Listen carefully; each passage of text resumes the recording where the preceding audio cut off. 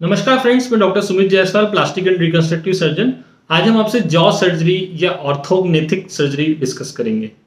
Jaw surgery समझने से पहले समझना होगा कि जॉ क्या होते हैं। नॉर्मली जॉ को दो भागों में बांटा गया है, अपर जॉ, लोअर जॉ। जो इनका फॉर्मेशन होता है डिफरेंट बोन से होता है। जो अपर जॉ रहता है वो मैक्सिला बोन का लोअर पार्ट से बनता है, जैसा कि आप इमेज में देख सकते हैं। और जो लोअर जॉ है इसका फॉर्मेशन मैंडिबल बोन से होता है। इन दोनों जॉज में टीथ अटैच रहते हैं। जो प्रॉब्लम होती है जिसमें हम लोग ऑर्थोग्नेथिक सर्जरी करने का जरूरत पड़ता है, उसमें ये जॉ का अलाइनमेंट प्रॉपर नहीं होता, मतलब उसमें माल अलाइनमेंट होता है। ऑर्थोग्नेथिक सर्जरी मीन्स ये होता है कि जो बोन है उसकी पोजीशन को हमें चेंज करना रहता है, या तो उसे आगे बढ़ाना रहता है या पीछे करना रहता है ज़रूरत के हिसाब से। जॉ का जो माल अलाइनमेंट है उसकी वजह से प्रॉब्लम क्या हो सकती है, या तो कॉस्मेटिक दिक्कत हो सकती है या उसकी वजह से कोई फंक्शनल प्रॉब्लम हो। तो उसमें कई बार स्वॉलो करने में दिक्कत हो सकती है, या फिर कई बार पेशेंट को स्लीप एपनिया होता है, मतलब जो लोअर पार्ट यदि पीछे है तो सांस लेने में दिक्कत होती है, क्योंकि जो सांस लेने का रास्ता है वो उसकी वजह से छोटा हो जाता है। कई बार आपस में दांत, अगर पीछे के हिस्से के दांत आपस में टकराते हैं तो वो टीथ का टीयर होना या उसका इंजुरी होना, या लगातार घिसते हैं posterior part of the jaw के टीथ, वो हो सकता है। लेकिन हमारे पास जो पेशेंट आते हैं आमतौर पर कॉस्मेटिक कंसर्न के लिए पेशेंट आते हैं, जिसमें कि जो अपर जॉ है वो थोड़ा प्रोजेक्टेड रहता है या ज़्यादा आगे रहता है, या कई बार वो ज़्यादा पीछे रहता है, डिप्रेस्ड पार्ट रहता है, या लोअर जॉ आगे या पीछे हो सकता है। तो इस तरह के पेशेंट कॉस्मेटिक कंसर्न वाले हमारे पास ज़्यादा आते हैं, जिनका हम लोग ट्रीटमेंट कर सकते हैं ऑर्थोग्नेथिक सर्जरी या फिर दूसरा कॉस्मेटिक सर्जरी के द्वारा। क्या क्या प्रॉब्लम हो सकती हैं, जिसमें पहली हम अगर बात करें तो अंडर बाइट होता है। अंडर बाइट मतलब ऊपर का जो जॉ रहता है उसके रिलेशन में हम बात करेंगे। ओवर बाइट मतलब आगे की तरफ होना ऊपर जॉ, और अंडर बाइट मतलब ऊपर का जॉ पीछे की तरफ होना। तो अंडर बाइट मतलब कि मैक्सिला का जो हिस्सा है ये पीछे की तरफ होना। तो इस तरह की कंडीशन में ये हो सकता है कि जो लोअर पार्ट है वो अधिक प्रोजेक्टेड दिखेगा हमें, तो हमें इस केस में अपर जॉ को आगे बढ़ाना है, मतलब मैक्सिला का एडवांसमेंट करना है। अंडर बाइट में क्या होता है, रिट्रूसिव अपर जॉ, मतलब अपर जॉ पीछे की तरफ है। कई बार क्लेफ्ट पैलेट या जो कॉन्जेनिटल एनोमली होती है जिसमें क्लेफ्ट लिप पैलेट होता है, उसके साथ भी ये मैक्सिला का डेवलपमेंट प्रॉपर नहीं होता, तो उसमें भी अंडर बाइट हो सकती है। तो इस तरह की कंडीशन में हमें क्या करना पड़ेगा कि मैक्सिला का एडवांसमेंट करना पड़ेगा। मैक्सिलरी एडवांस मतलब मैक्सिले को आगे लेना पड़ेगा, या कई बार हम लोग मैंडिबल को पीछे करते हैं, जिसे सेटबैक ऑफ मैंडिबल कहा जाता है। और मोस्ट ऑफ द टाइम हमें ये दोनों चीजें कंबाइन भी करना पड़ता है, जिसमें हम लोग maxillary advancement plus mandibular setback procedure कहते हैं।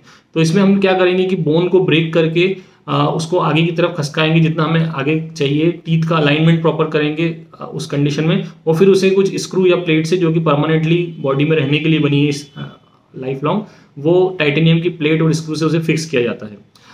जो एक और ट्रीटमेंट होता है ऑर्थोडोंटिक ट्रीटमेंट। ऑर्थोडोंटिक मीन्स दांतों का विकृति या दांतों का तिरछापन होने की टेक्निक, उसको सही करने की टेक्निक को कहा जाता है। तो आमतौर पर ऑर्थोग्नेथिक सर्जरी जो हम लोग कर रहे हैं, इसके साथ ऑर्थोडोंटिक ट्रीटमेंट करने का जरूरत पड़ता ही। कई बार उसके पहले करना पड़ता है, और कई बार पहले और बाद में दोनों ही कंडीशन में ऑर्थोडोंटिक ट्रीटमेंट करना पड़ता है। कई बार कुछ महीनों, 6 महीने, साल भर तक भी करना पड़ सकता है। अब दूसरी जो कंडीशन है जिसे ओवर बाइट कहा जाता है, मतलब अपर पार्ट जो है आगे रहेगा। तो इस तरह की कंडीशन में लोअर जॉ का रिट्रूजन भी कह सकते हैं आमतौर पर केस में। इसमें हमें मैंडिबल का एडवांसमेंट करने की ज़रूरत रहती है। मैंडिबल को एडवांसमेंट मतलब कि जो लोअर पार्ट है उसे आगे बढ़ाना है हमें। तो यह ज़्यादातर बार हम लोग, अगर माइनर रहता है तो हमें मैंडिबल को आगे बढ़ाने के लिए बहुत बड़ा सर्जिकल प्रोसीजर करने की ज़रूरत नहीं पड़ता है। मोर कॉमनली हम लोग सिलिकॉन का इम्प्लांट आता है जिसे चिन इम्प्लांट कहते हैं, उसे लोअर पार्ट में रख देते हैं ताकि इसका प्रोजेक्शन अधिक दिखे। कई बार और माइनर काम करना है तो हम फिलर भी डाल सकते हैं, आर्टिफिशियल फिलर रहते हैं जो कुछ समय तक रहते हैं, या फिर फैट ग्राफ्टिंग करते हैं, जिससे कि इस पार्ट में प्रोजेक्शन बढ़ता है।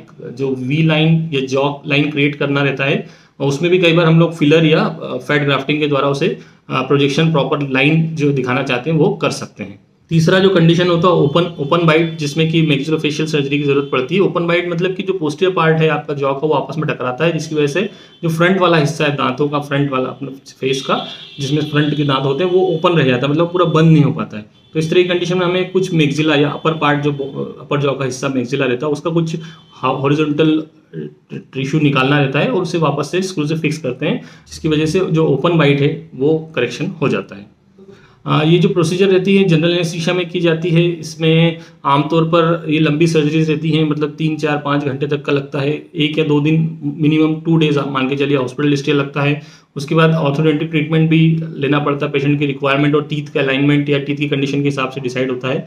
साइड इफेक्ट की बात करें तो थोड़ा स्वेलिंग आ सकता है, रेडनेस रह सकता है अंदर, और कई बार माइनर ब्लीडिंग होने का डर रहता है, और हल्का फुल्का पेन रह सकता है, जिसके लिए हम लोग एनाल्जेसिक और एंटी स्वेलिंग एजेंट दवाई देते हैं।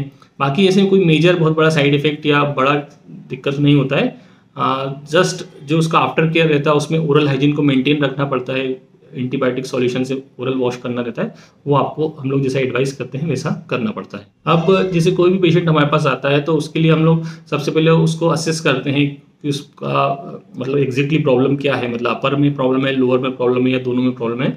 तो उसके लिए हम लोग सीटी फेस करते हैं, उसका 3D प्रिंट के द्वारा उसका अलाइनमेंट को देखते हैं कि उसमें कितना चेंज करना पड़ेगा और सर्जरी के बाद क्या रिजल्ट आएगा, वो प्रॉपर असेसमेंट उसका प्री ऑपरेटिवली करना ज़रूरी रहता है। तो हर केस में ऑर्थोग्नेथिक सर्जरी नहीं करते हैं, कई बार कुछ माइनर प्रोसीजर करने के साथ साथ फेस के अदर पार्ट को भी एड्रेस करते हैं। जैसे कि अगर ये पार्ट फूला हुआ लग रहा है तो बकल फैट रिडक्शन करना पड़ सकता है।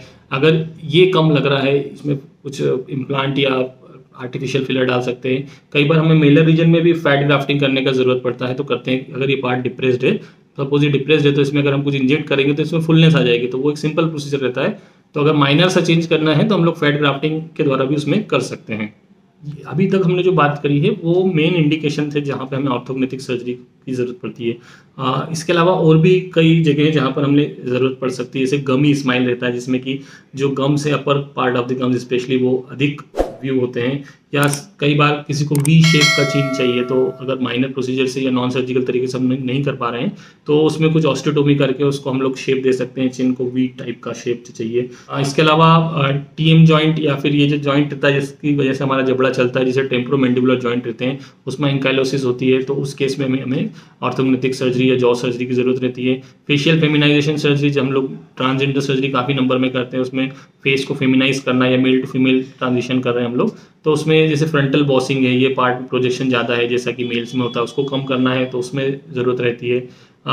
कई बार आईब्रो के ऊपर का फुलनेस ज़्यादा रहता है, या फ्रंटल बॉसिंग जिसे कहते हैं अभी बताया, वो उस बोन को रिडक्शन करना है, उसकी थिकनेस को कम करना है, तो वो भी एक तरह से मैक्सिलोफेशियल सर्जरी के अंदर आता है। इसके अलावा कई पेशेंट्स में क्लेफ्ट पैलेट होता है, क्लेफ्ट लिप क्लेफ्ट पैलेट जो कंडीशन होती है उसमें मैक्सिला का डेवलपमेंट प्रॉपर नहीं होता है, तो उसमें क्लेफ्ट लिप पैलेट का रिपेयर हम लोग जल्दी कर देते हैं अर्ली एज में।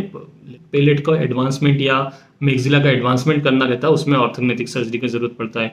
कई पेशेंट में स्लीप एपनिया रहता है, जिसमें सोते समय जो टंग फॉल हो जाता है, जिसमें लोअर पार्ट ऑफ जो मैंडिबल है वो पीछे की तरफ अधिक रहता है, तो उसको भी आगे करने का मैंडिबल एडवांसमेंट प्रोसीजर करना पड़ती है। अगर नॉन सर्जिकल टेक्निक से वो बेहतर तरीके से ट्रीटमेंट नहीं हो पा रहा है।